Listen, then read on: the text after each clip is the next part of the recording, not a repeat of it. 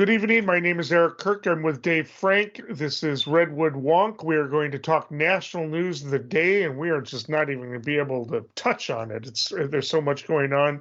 But we're going to start with the January 6th hearings, which began last Thursday night. They showed it on primetime, the introduction, which garnered an estimate of 20 million viewers on television. Doesn't say anything about people online and the like, which is a little bit higher than expected, but only just over half as much as the State of the Union speech. So we'll see. Fox News was pulling an interesting stunt with that. They not only refused to cover it live, but they did not have commercials during that time because they were afraid that maybe some of their viewers would wander over to take a look and see what was going on and not come back, I guess. But so Fox News is not covering it. So we've definitely got a lot of Americans hearing, that night, the horrific testimony of police officers and seeing footage that hadn't been covered that was just really nasty. And then since then, we've had a number of interesting revelations. Giuliani apparently was really drunk when he proposed first proposed that Trump not accept the election results. Trump was not drunk, and he went through. We've got testimony about Barry Loudermilk, who apparently gave a tour the night before. We've talked about that before. He denied it. I don't know why he denied it, because you have the security cam footage of these 10 people he took going, and they're not just doing the typical tourist thing. It was after hours, so tourists shouldn't have even been there. And they're taking pictures of alcoves and tunnels and closet doors and things like that most tourists aren't interested in. And so the Capitol Police chief wrote a letter saying he didn't see anything suspicious about it, but January 6th committee isn't quite sure. At the very least, if Loudermilk's not an accessory, he's an idiot tool. I mean, really stupid. I mean, that's just absolutely stupid. And one of the people who was on that tour did a video the very next day talking about how he was gonna drag Pelosi by the hair or shave her hair off, AOC, Schumer, I forget who else, but violent threats from this guy. So a lot going on with that January 6th committee. And I guess the big question, Dave, and I'll let you have your thoughts, but is this going to change anything about how people are thinking, or is this just going to be another, blue state people watch it and red state people don't? I think interesting that big picture, finger to the wind, I guess, feeling that you get when you watch the video and you start to hear some of the coverage and you start to see some of the discourse taking place. I think that there are people who are, it's not going to help change their opinion either way. Mm-hmm. But I heard it described by a former prosecutor at the Watergate hearings and also a couple other former prosecutors trying to make the case that and also constitutional legal scholars. So depending on, the angle, but basically this is such an extraordinary event that it's not typical. So the reason that it's not a criminal hearing, it's not a criminal proceeding in any way. Right. It's really a fact-finding overview, and so they produced so far a very compelling narrative that people had not actually seen the chronology or the detail. And so far, what these just to sort of mash together a few of the experts, what they've been saying is that the idea here is that the intention is to break through how busy everybody is and how distracted everybody is and how dismissive people might be, and make them really engage and think about what's happening. And because it's going to take popular understanding and air quotes popular, but the population, the folks, more people than currently need to understand what actually happened, the connecting the dots, and so the idea is that once these dots are connected, the committee's work will have been done, and then that would open the door for Justice Department people to then pick up those pieces in what is currently a purely sort of political / historical context, and then turn it into actually holding people to account.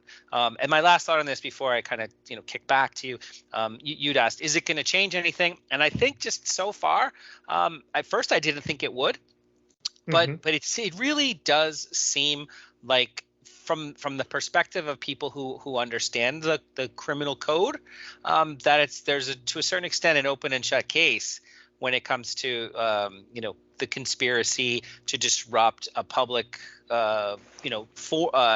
meeting, event, process, whatever the actual crime is. So that's an actual crime, and then from there there's a little bit harder lift for what exactly other elements of it. But the idea is that once it's clear that there was a quote unquote conspiracy to undermine the election, that there will in fact be scrutiny. And so I want to mention that one of the pieces of testimony that we saw the other day was one of Trump's lawyers, Eric Hirschman, and what he said on video. He was speaking to Trump's lawyer Eastman, who came up with the theory that they could obstruct the election, and that there was a strategy that became the Green Bay sweep, get Pence to not certify the election, etc. So Eastman's being air quotes credited with this whole philosophy, this whole approach. And what Hirschman said was, "I'm going to give you the best free legal advice you ever had. Get a good defense lawyer because you're going to need it." Yeah. So Trump's lawyers were saying, you guys are committing crimes. Good luck. I'm not part of this. So that's what people are hearing for the first time. Yeah, Lawrence Tribe, too. He's also a renowned academic scholar. A lot of people thought he should have ended up on the Supreme Court. He's respected across ideological bounds, thinks that actually the Department of Justice should charge on several crimes, not just the incitement of insurrection, but also on fleecing people for Trump in terms of his fundraising. I don't know the details about it, but he sees evidence of 4 crimes in this that should be referred to the Department of Justice. Now, there's a little bit of division within the committee itself. I'm forgetting the name of the chair, but he made a statement on Monday saying, "Oh, we're not going to refer anything to the DOJ. That's up to them." But people on the panel, including Liz Cheney, who was given star billing on Thursday night, has said, Bernie Thompson, that's correct. He said, anyway, has said that no, we definitely need to do a referral, but it really doesn't matter because the Merrick Garland has said that he and his prosecutors are watching and the hearings closely. So there's so much to say on this, and we're just not going to be able to do it. So we got 2 minutes left from this topic. What else should we say, Dave? I mean, it's just going on. Yeah, so one of the things I said last week, and I guess in my prediction, was that this was going to be truly historic on the magnitude, on the order of magnitude of Watergate. There really are very knowledgeable and experienced people out there who are making, like you said, making the case that this was a criminal conspiracy.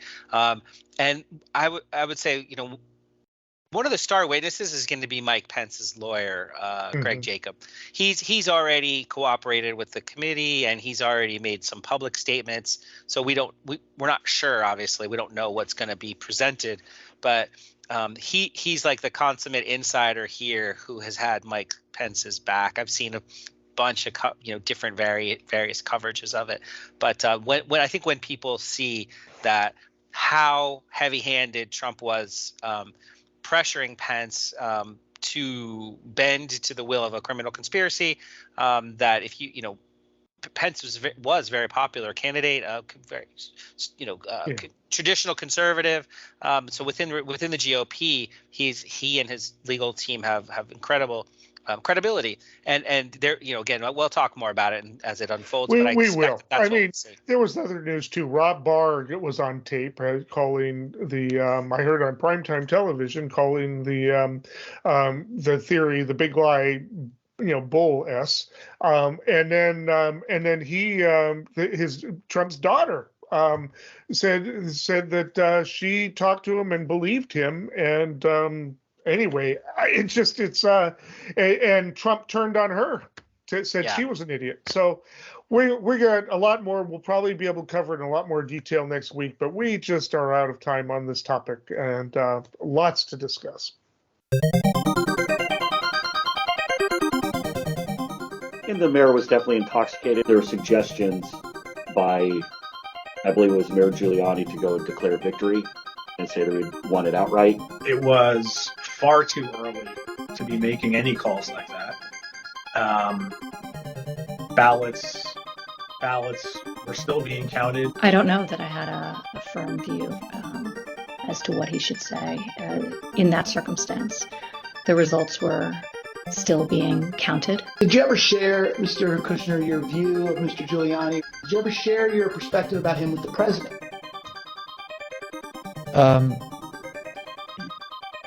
I guess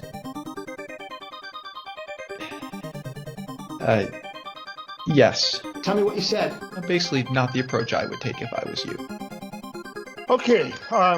Inflation continues to break records. There was a brief kind of break-in in early May, but it is just with gas prices going up and reaching an average of now $5 a gallon. There just doesn't seem to be any break in sight. The Federal Reserve met today, and they took one of the most aggressive steps against inflation that's been taken in years. Biggest jump of the federal rate hike since 1994, 3/4 of a point. There's discussion of possibly even going a full point if they for the next meeting, if inflation has not shown any sign of tapering. But inflation is high. Groceries, gas, just about everything except for a few consumer goods are off through the roof, and it's affecting people, and it's certainly affecting. I mean, the Biden's approval ratings have hung right at about 40 to 41% average the whole time. I think maybe it dipped this morning, but but definitely the center is blaming Biden, whether or not that's justified, even though the United States is probably one of the lowest impact of the industrialized countries in terms of inflation. But they're taking steps, and what this is a message that the Fed is concerned about inflation more so at this point. Will it cause a recession? I don't know. There's a lot of speculation. We're kind of in uncharted territory here. But Dave, I'm going to let you jump in here. Yeah, it's such an interesting time because when people are polling results right now, we're hearing everybody's very frustrated about the real inflation, nominal inflation. If your wages go up, but inflation goes up more, your purchasing power goes down. So there's a logical reason why we feel like things are awful.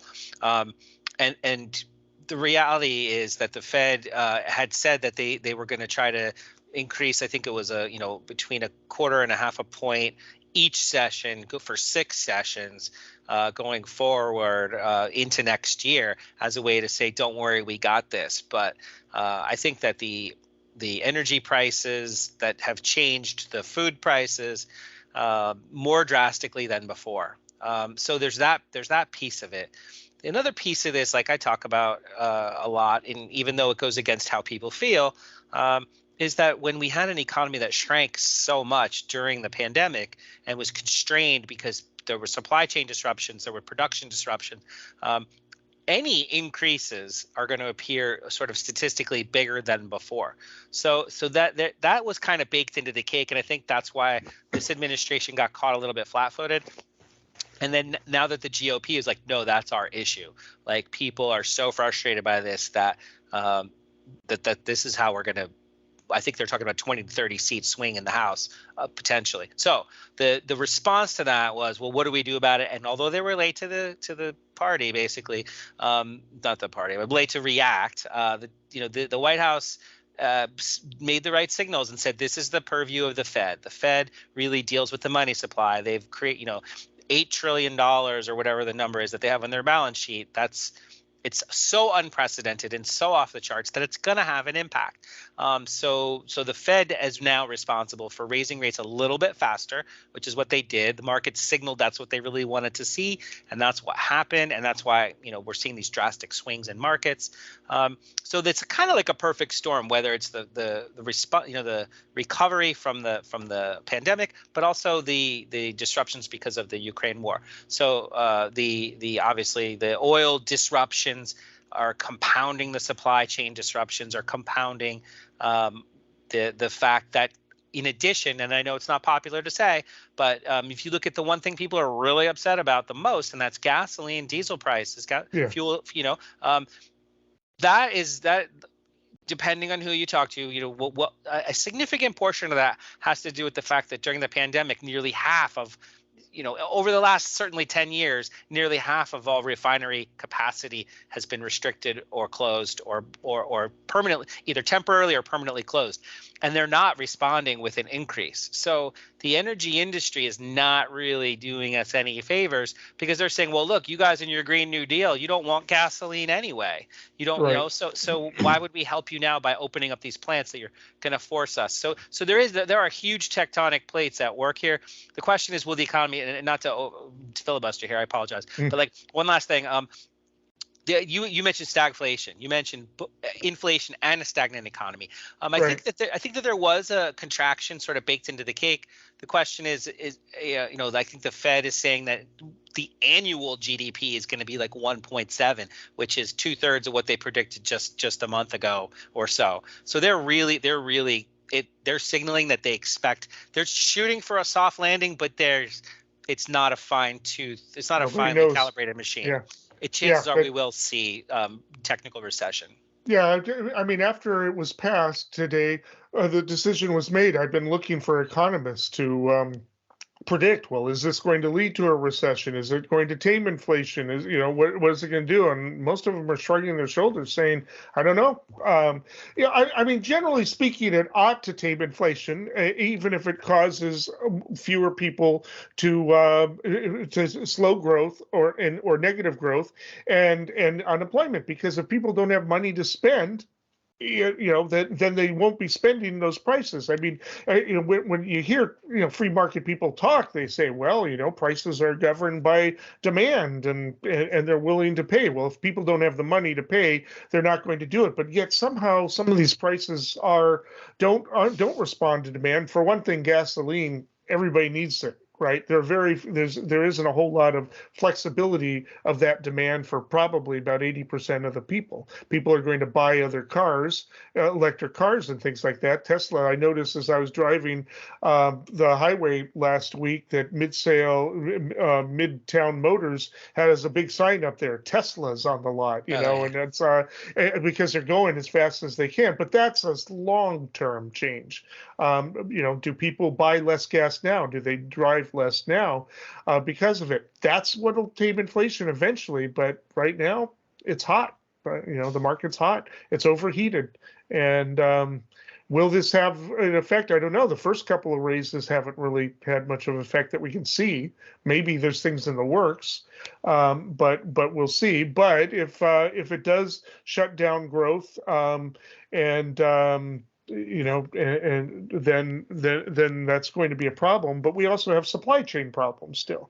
Trying to get a bipartisan bill to deal with the infrastructure at the imports, and at the ports. And that's real hard. It looks like something's going to pass, but that's long term as well. But yeah, long term, people are not going to want to have gas. They'll be using gas.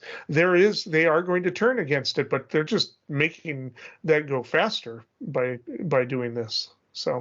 And I know we're getting near the end of our time here, but the top 5 what are considered institutionally significant banks. That's not the technical term, but there's a term, systemically important banks or something like that. That's how they categorize the top 5 biggest banks that just make up huge percentages of economic activity in our country. They're all taking real hard hits to their profitability, in part because interest rates were so low for so long. Even now, with the multiple increases increases that we've experienced, the Fed overnight lending rate that these banks are getting the money at is still that range now is 1.5 to 1.75%. So they're still paying nearly nothing for the money that they have available to them, the large banks, and then turning around with exorbitant. I wouldn't say that it's too high. It just is what it is. But 30-year mortgages have gone from 2.5 to over 5% in a very short period of time. So the whole there are displacements and disruptions all across the spectrum of economic activity here, and like you said, it's like turning around a battleship. Things move very, very slowly. I think the reason that the significance of today, that it went up as much as it did, the most since 1994 in one increment, is because this is really the Fed trying to. And I don't think it's a particularly political institution, but they're still doing what they can do to get ahead of people being extremely frustrated and agitated and upset about the current state of affairs and the how hard it is for people to make ends meet. They're really trying to get ahead of it, and it's not something the president really can do without their help. We're going to have to move on, but the problem is in international Fed rates in this country are only going to have so much impact on the globe. And if there's international inflation that's through the roof, that's it. But anyway, we need to move on. Which there is. It's global. I mean, we know it's global. Yeah. On a bright school morning, Alyssa went out to greet the day.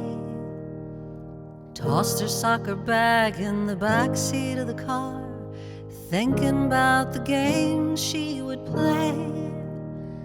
Now we see her picture in the paper, and her big brown eyes seem to say, "You've got blood on your hands.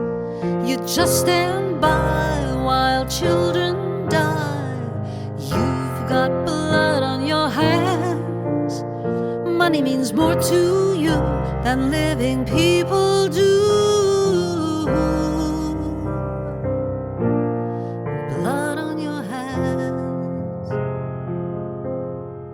Okay, next topic. We are still fresh after these horrible incidents, and in fact, ever since the children were killed in Texas, there have been actually additional mass shootings, and it has finally put Republicans on the defensive enough where they feel like with an election coming, they need to act. So apparently this bipartisan bill, not a whole lot of teeth to it. We'll talk about what's in it, but apparently it does have a really good chance of passing. McConnell himself, Mitch McConnell, has said that he supports the framework, and only the hardcores are really opposing it at this point. And the bill does a few things. It establishes the red flag laws, allows judges to take steps against people if they're presented to be a danger, to be able to take the guns from them.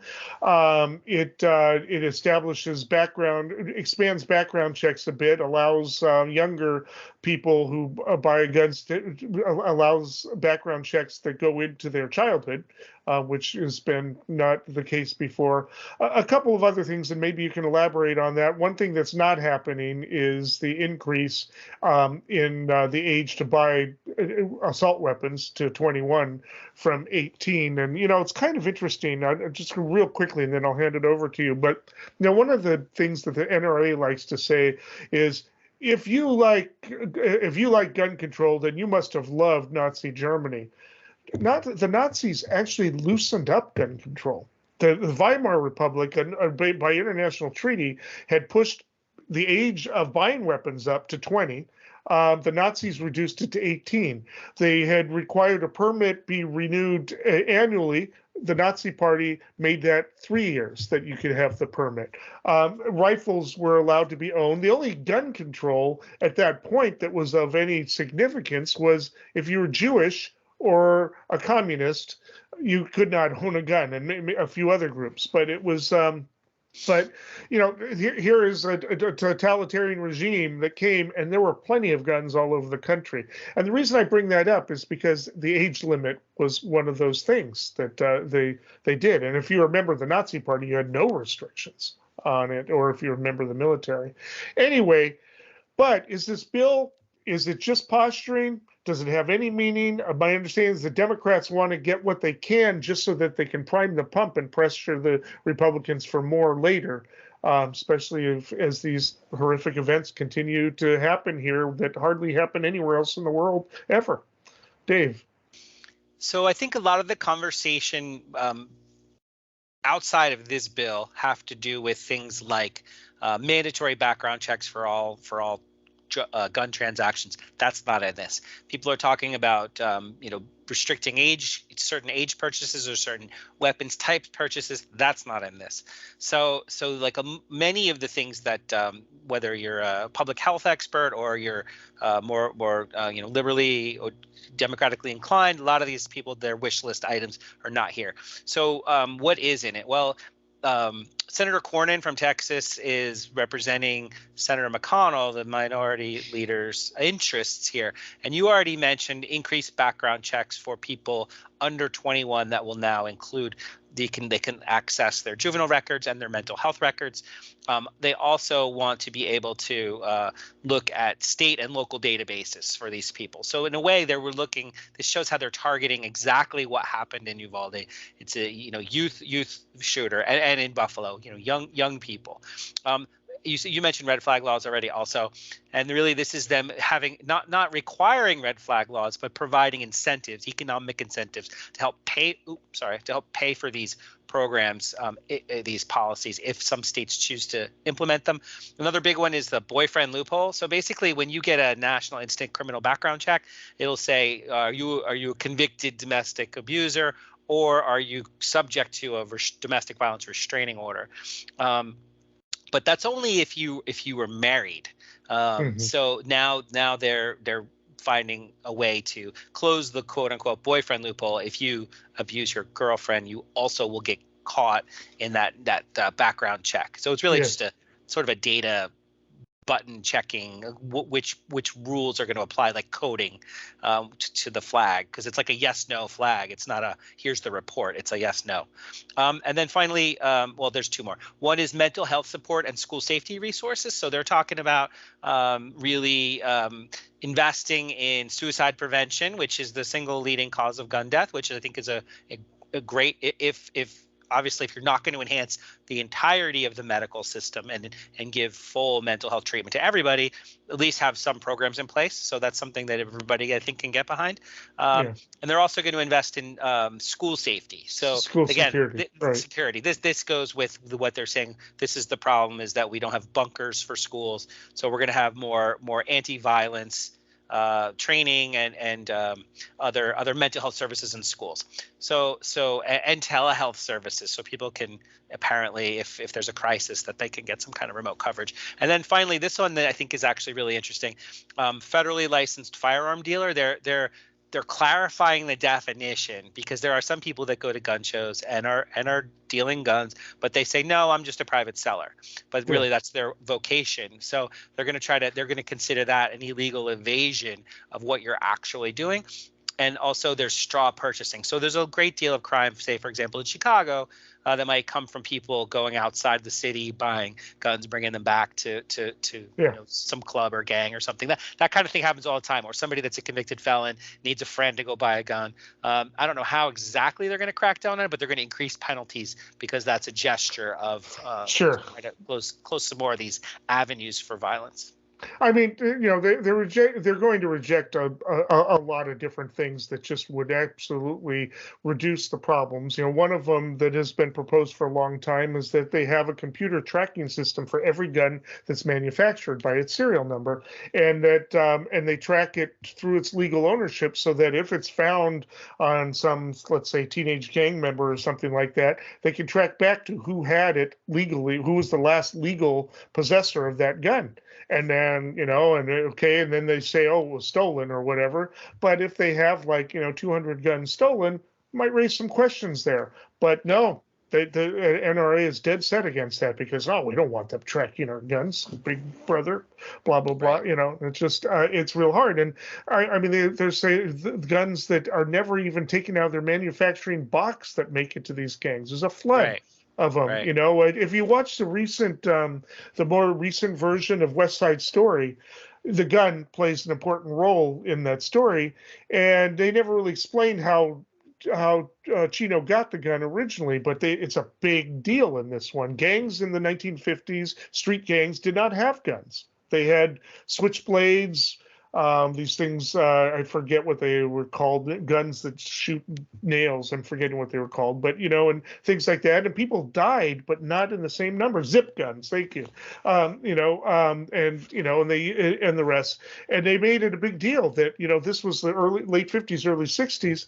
By the 1970s, they were all over the place and just flooding because there was a market for them. And, anyway.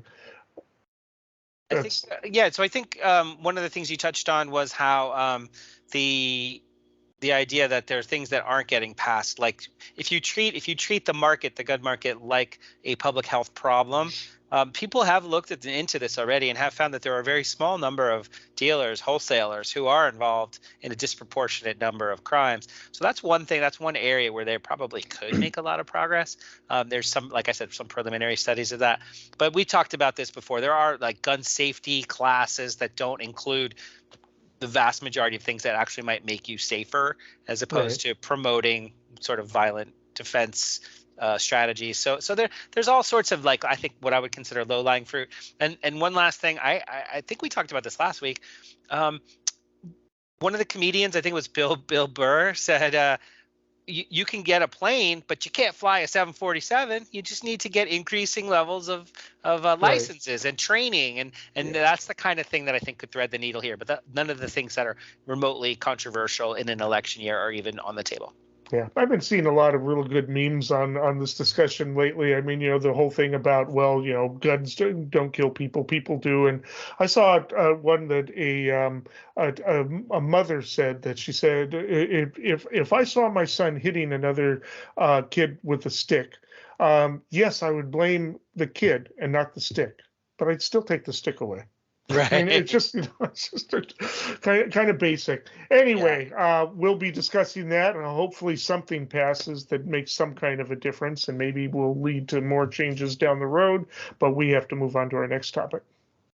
Okay, so the Supreme Court is not very popular lately. The Supreme Court justices, of course, because there is a leak of pertaining to Roe v. Wade, but even some other decisions they've been making, has led the court to, some members, including Justice Amy Coney Barrett, to talk about how, to lament at how the Supreme Court is being perceived as political, as biased.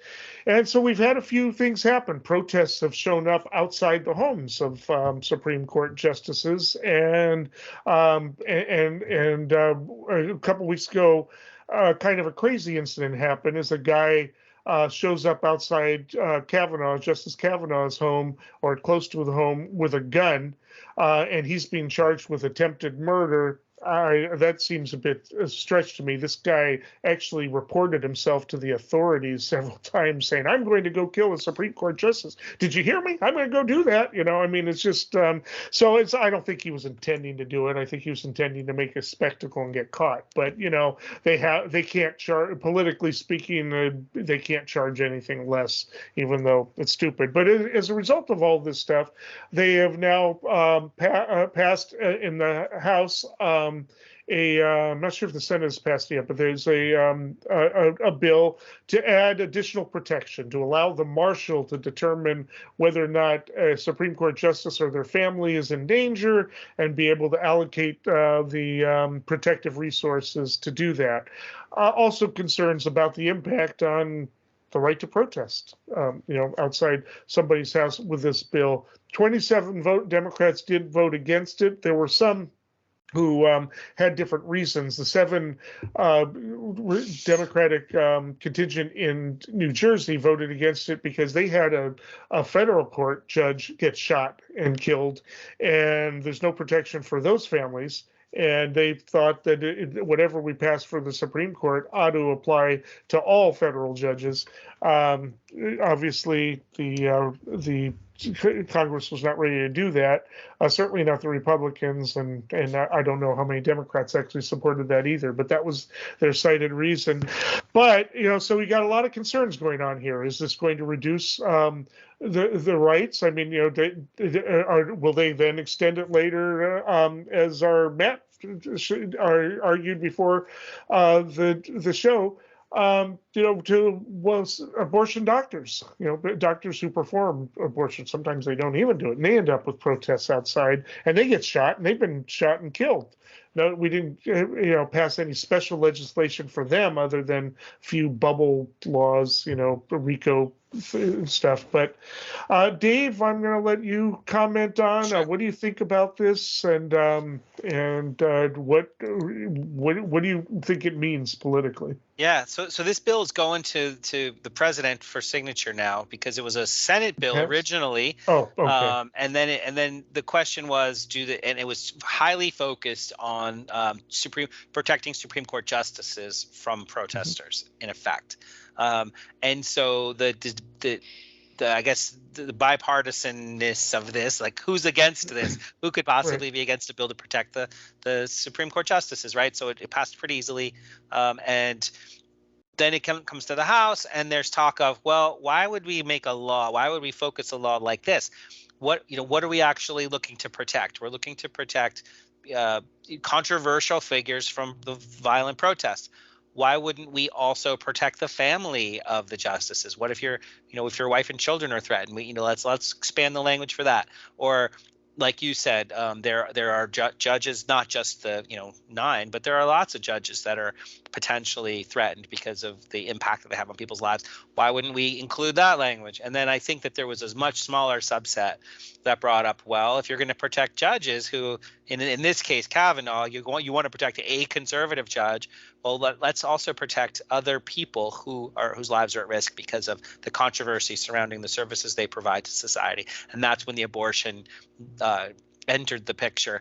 But big picture, I think that the vast majority of the Democratic leadership and moderates said, this is not, that we're not going to get anywhere on this. Let's just move the bill as is in the Senate. Let's get it through so we can be seen to have been doing something here. Yeah. I'm looking at, I have a list of the 27 here. You've got the 7, the Democratic contingent from New Jersey, and then you have a number of leftist, Barbara Lee, some of the squad. I'm not seeing, the squad, all of the squad. And what tends to be the very left on this, other than the New Jersey delegation, and it does, they've got their reasons for it, but I think there is some civil liberties concern about the loss of the right to protest as a result of this. I mean, they're not going to take away the guy's ability to get the gun, but they will take we'll protect the Second Amendment, but First Amendment, who cares? So it's just anyway, it is, and will it make a huge difference? I mean, how many threats are there on the Supreme Court justice? How many assassinations of Supreme Court justices have we had? We had that one lower court judge who was shot. I don't think it was politically motivated. I think it was just somebody was crazy. But have we ever had a Supreme Court justice assassination in this country? I'm not aware of it. And it's just so it's like you're creating a huge problem just because of what happened with Kavanaugh. But again, that guy telegraphed it. He was not. I am convinced, which is why they won't let me on the jury, that he never intended to kill him. He intended to draw attention to himself. That's what he intended to do. And the rest. That's not to say we don't take it seriously, but. At any rate, it's politicized because now they want to put a red letter on the 27 who voted against it, but it's not going to affect the 27 in their districts because those constituents are aware of it, and they just need to explain why not all judges. I mean, So I think that this issue, there's a couple things at play here, sort of outside the obvious. You touched on them, so it's not like they're that far outside the obvious. But one is that abortion is just such a huge issue, and that's what this person said. This person said, like, that's why he was going to target the justice, because if in this court, which is I think going to skew 6-3, I think that's kind of a prevailing wisdom on Roe. Yes. There's two ways you can go if you want to protect Roe. You can either pack the court, which is a viable option, or you could reduce the members on the court who are going to vote a way you don't want. So they, I guess at a practical sort of our complex reptilian mindset, you say to yourself, well, what's one way we can make sure Roe gets overturned is we draw a huge buffer zone around the Supreme Court justices until this decision comes out. So you'd have to kill two of them, though. Yeah. I mean, I don't. Those are the kinds of things I don't even like to say out loud, actually. And we have confirmed that no Supreme Court justice has ever been assassinated. Thank you, Matt. But yeah. So that's one piece here that I thought is worth mentioning. Just that in the grand scheme of things, maybe that's why those 27 people were saying, what about protection of abortion rights people? Because dozens or hundreds or thousands of them have been threatened or intimidated or harmed, and compared to zero justices who've ever been harmed. So this is such a contentious issue. Let's protect both sides. But this both sidesism didn't play out as a rational argument in this case. So that was the one thing. The other thing I think, and just I'll try to be real brief about this too, is that just as a practical matter, think about what that says for our society's civil capacity for civil discourse. That the one thing we can railroad through with bipartisan support is, wow, our court is so controversial that we better protect their lives because otherwise people are going to take them out. And like you said, we're not going to get the guns out of people's hands. So we're just going to, this is how we hedge our bets. It rather than some pragmatic conversation about ways to have compromises about the things we disagree with. Fancy, like what a novel idea, but no, it's raw power, and that's why we only agree on things like let's not have assassinations. Like it's not a healthy environment. All right. Well, we may be talking about that again. We'll see. Let's see what happens with it. But that we need to move on to our next topic. I don't think I've made mistakes. I mean, every time somebody says I made a mistake, they do the polls and my numbers go up. So I guess I haven't made any mistakes. We showed up and we demonstrated that we would not have our voices silenced by a Republican Party that across the country had a singular intention on suppressing the right to vote. Some Democratic senators seem to imagine they could just break the rules on a razor-thin majority. Nothing would stand between them and their entire agenda, a new era of fast-track policymaking. The Republican Party moved very far away from reality. And the fact that you got colleagues of mine in the Senate who refuse even today to acknowledge that Donald Trump lost the election. How do you deal with that? Joe Biden is the president we need right now. Battle-tested, forward-looking, honest and authentic. He has never forgotten who he is fighting for. Okay.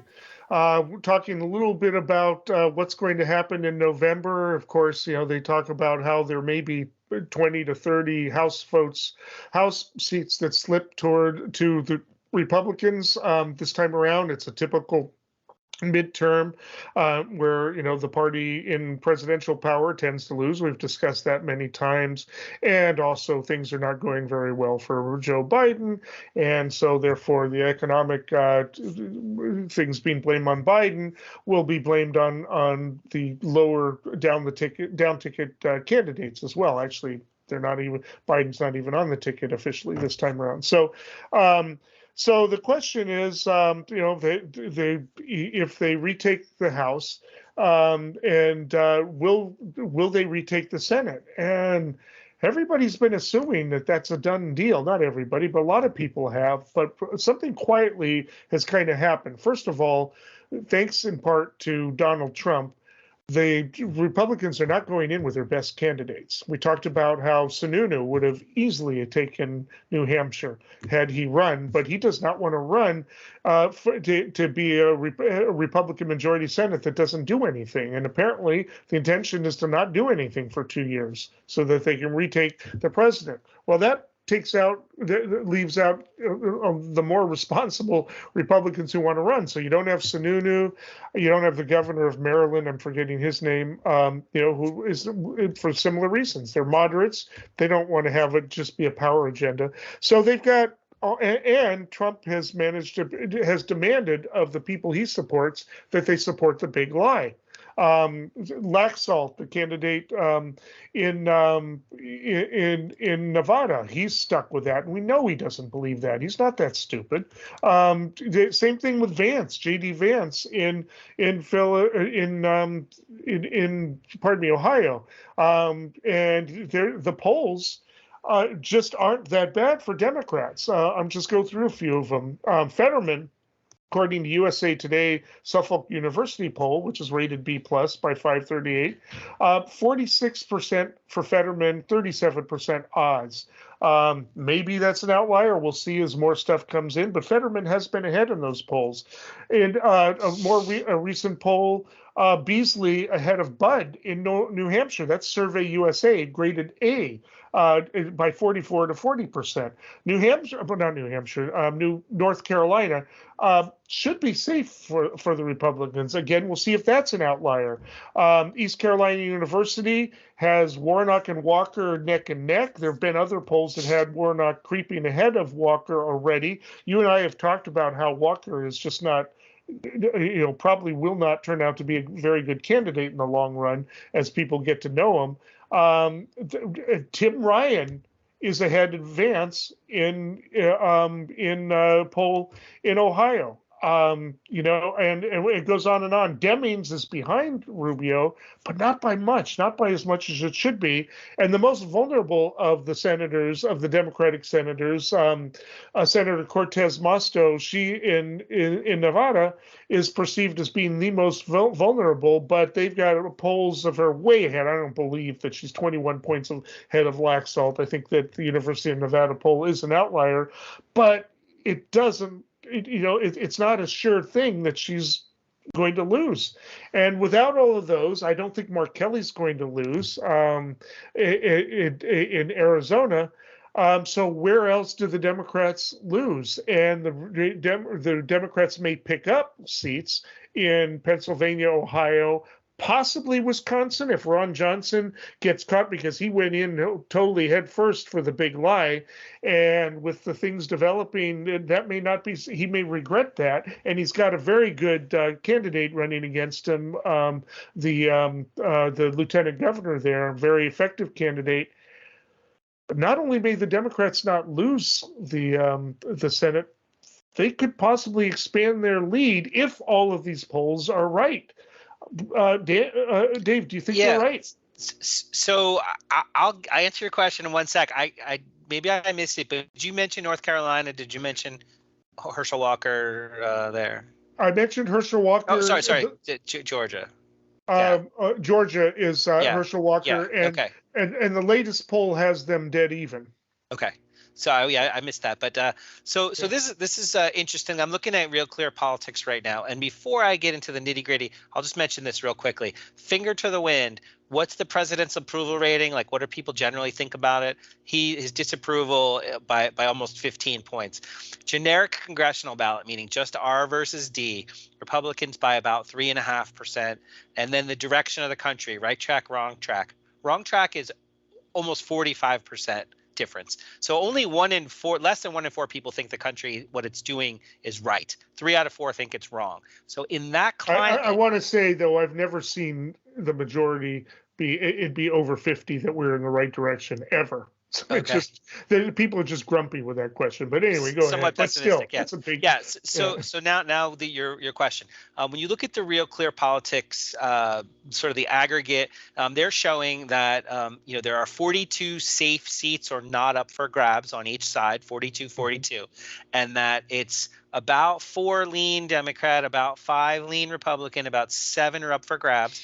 And if you split that down by the incumbents who are assuming they hold, and the 2 open seats in North Carolina and Pennsylvania are currently, slightly leaning Republican, they think.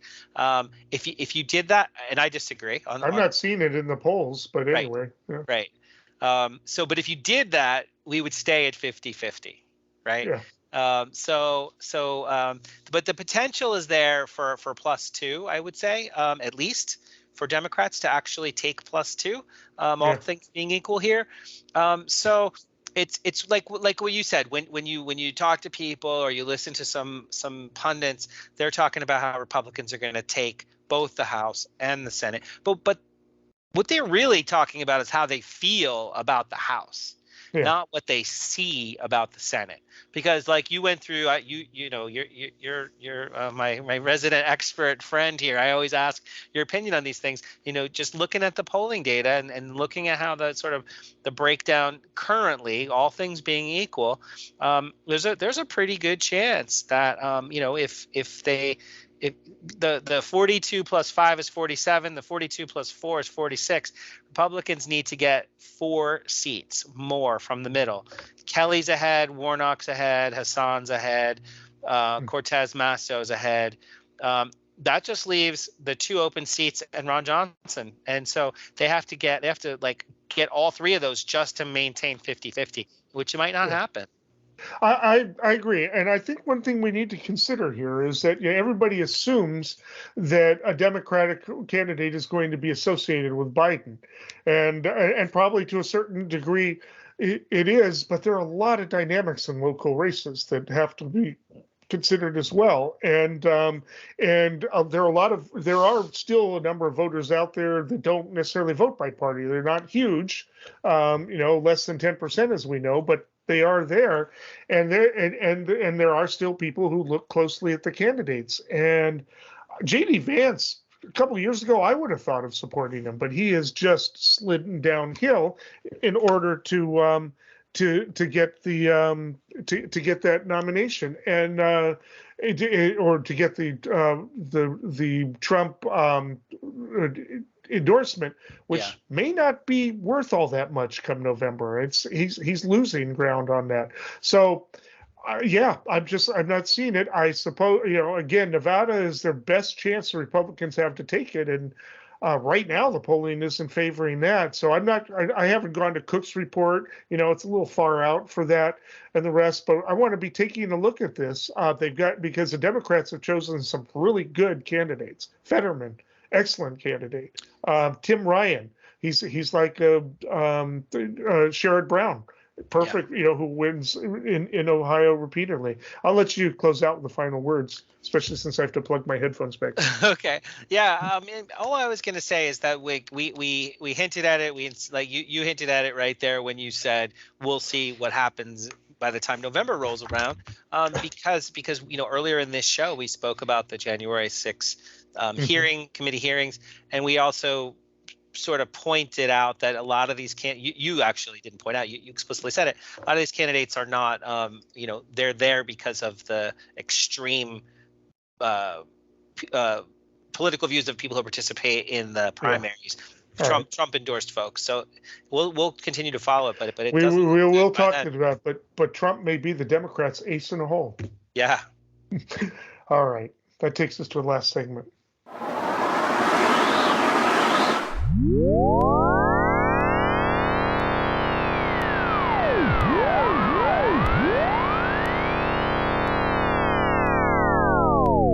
All right, that brings us to our last brief segment, predictions. Dave, what do you have for us? I guess I was kind of front loading where I wanted to go with my prediction by saying that we really do need to see what level of support comes from Trump's endorsement. We had an opportunity to look at approximately half of all candidates that are winning Republican primaries are basically supporting Trump's theory about how the election was not the stop the steal, whatever the heck we call it these days. But so South Carolina voters had an opportunity to vote, and they did oust incumbent representative during the primary. He was one of 10 House Republicans who voted to impeach Trump. So instead, I think his name was Fry, who won the seat, got Trump's endorsement. But that's one case where it did work, that he had Trump's endorsement. There's another case where Nancy Mace, she survived a challenge from a Trump-endorsed rival. So it shows that Trump is fallible. He's running 50-50, and that stranglehold that everybody thinks he has on the base may not play out, and it may weaken. That's my prediction, is that this is going to break away from him it's hard for people to wrap their head around once more evidence comes out in the January 6th commission. All right, I'm going to make my predictions quick, and they're local, California. I am going to predict a full sweep again of the statewide positions for Democrats. There was no real challenges on the left. They are going to be up against Republicans in most cases. A Republican is ahead in the controller race with 37% of the vote so far, and Malia Cohen is behind with 22.5%, but that's a lot left over, and all the rest of the candidates are either Democratic Party or Green, and they're not going to go to Mr. Chen. So I'm predicting that. And then with Insurance Commissioner, Ricardo Lara, not very popular, has 37% of the vote currently. I'm predicting actually Mark Levine, another Democrat, will be there, and that the Republican gets closed out. Right now, he's slightly behind Robert Howell for Republican, but I'm predicting that in that race, based on the votes that are left, just as I've kind of analyzed it, that it will be Ricardo Lara versus Mark Levine in an all-Democrat race in November. So anyway, that's all we have for tonight. We'll be back. I'm sure there'll be plenty of news. Until then, stay informed and stay engaged.